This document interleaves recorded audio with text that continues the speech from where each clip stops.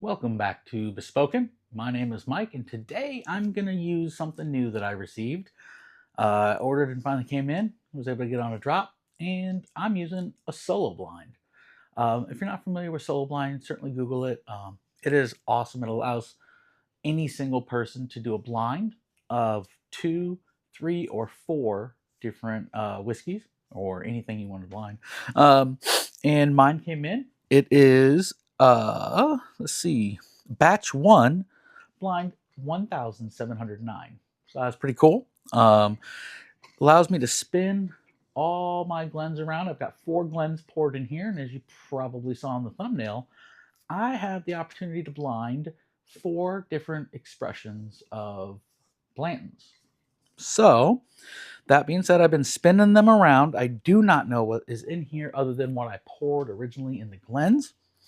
I'm going to be blinding all of these, nose them, taste them, give you some general comments, and I'm actually going to rank them. Of the 4 that are in here, I have a regular old standard Blanton's, the tater bottle everybody's looking for, single barrel 93 proof. I've also got straight from the barrel. I've got Blanton's Gold, and I have the red Japanese single barrel. I was fortunate enough to have a friend went overseas and brought one back, and I want to kind of see how it holds up to all the others. So that being said, I'm going to get some quick supplies, and I will be right back.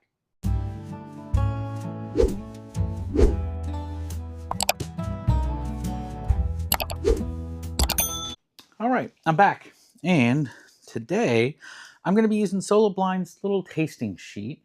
As you can see, this thing will focus. It's got some little areas here to rank: nose, palate, finish, sample, obviously, because I've got 4, so it goes through ABC. Just so you know, I didn't do any shenanigans off camera, spinning these things around. I have no idea what's in each one, but we will find out together when I'm done tasting. So, on to the blind. Let's see, first one. Fruity, sweet. Right off the bat, it's very, very, very sweet fruit forward. Like, man, some like peach and cherries. Really, really pleasant nose. There's no ethanol. They've been sitting out for a little bit though. It's my first pour of the day, so let's see how it goes.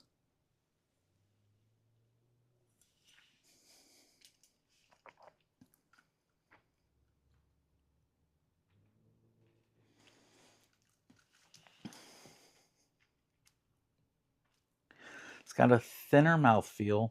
The fruit comes through on the palate, but I also get a little bit of the oak character finally. It's not lighting up my tongue, so I don't necessarily think it's straight from the barrel. Not that I'm trying to headshot these.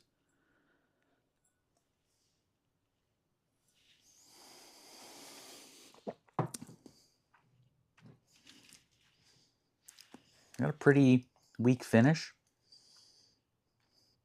A little bit of caramel, light spices. Okay, that's A.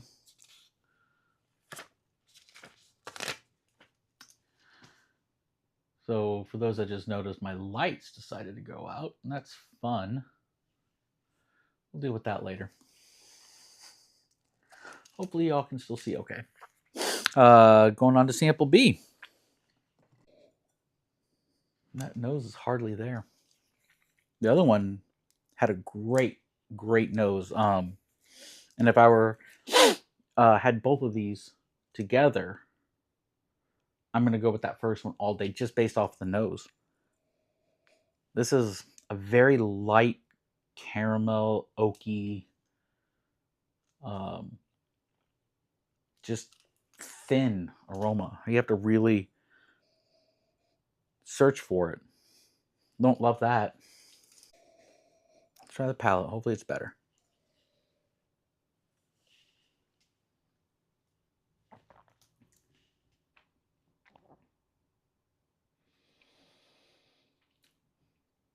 Much better. Definitely more proof. Finish is stronger, better mouthfeel, more that barrel oak influence.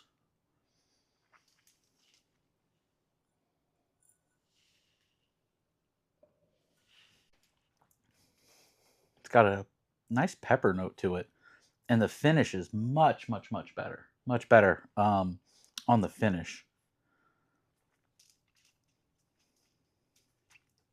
As I'm tasting these samples, I'm writing on my notes what I think this is.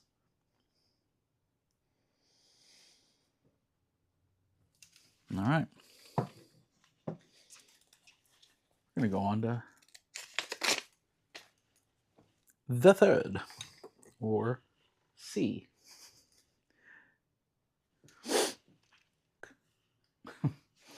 All I get on this is an oak. I don't get vanilla, caramel. There's no grain. It's just like a oak. Like, it's interesting. It's a little stronger on the nose than that sample B was. Let's try it. Flavor on this one is what you would probably describe when you drank a properly aged bourbon, like vanilla, caramel, char, oak. Everything I like about bourbon is right here. Get a little bit of a proof spice. You get all of that working in harmony. Coat your mouth, goes right down your esophagus. You feel the proof as it goes down. You get that hug. That's this. Whatever this one is, that is the first one that I was like, man, is that a fantastic single barrel bourbon. I gotta drink another one. Great palate. Solid finish. Good. I don't want to put this one down.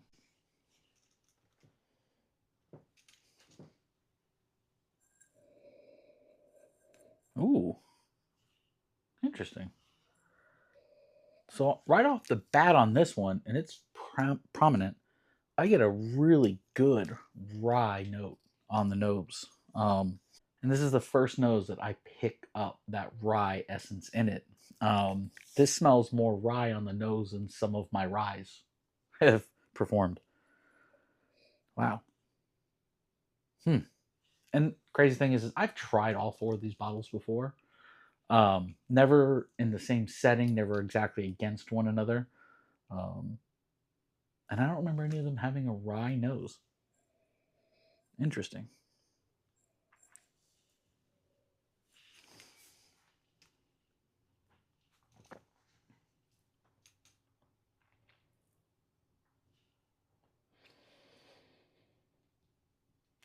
Hmm.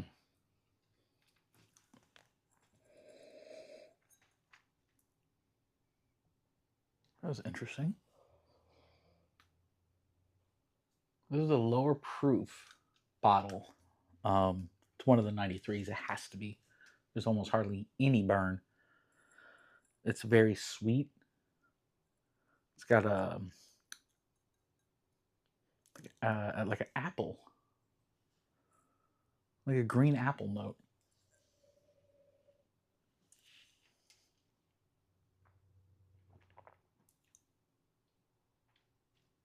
Yeah. Little bit of vanilla, hint of caramel, but it is like green apple. Interesting.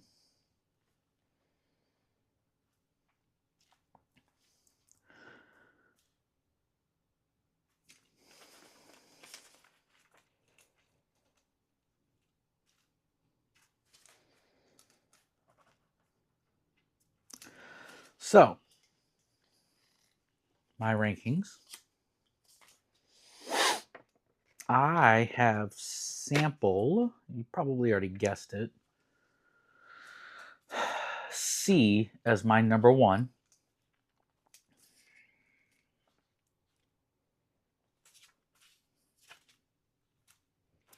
B is my number 2. Uh,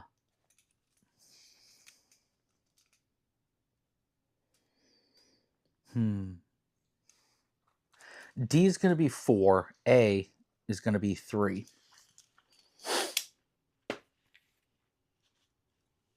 And I've taken the liberty to print off some tasting notes directly from Blanton's site that were provided to me so that I can see if my notes match theirs at all. Granted, single barrel, you're going to get a little bit of variety, but they've got their own kind of notes and profiles and things like that. So I want to see how close to those notes am I? Are these bottles? That sort of stuff.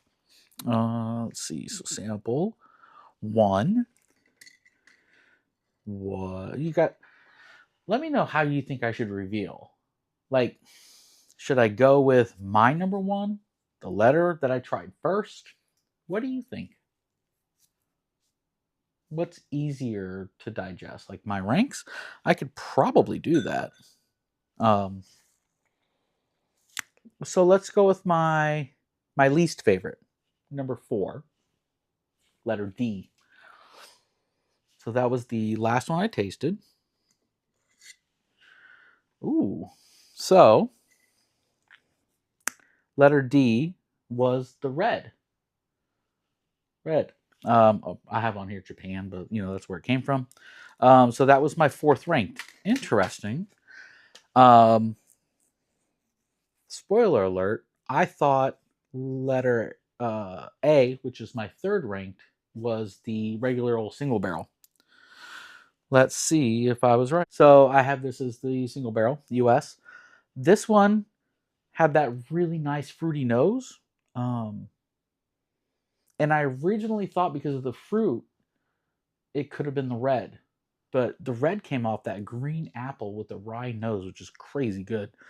But I loved the nose on the single barrel better. So that's the one I went with. That was my 3rd. B was straight from the barrel. Wow. Interesting. And then the last one was obviously the one I enjoyed the most, which was the gold. So there you have it. For those who don't know, the red Blantons undergoes an additional minimum of 2 years of aging compared to the normal U.S. standard single barrel. It's still bottled at 93 proof, but it's supposed to round off the edges, enhance the fruity notes, and lessen the ethanol burn.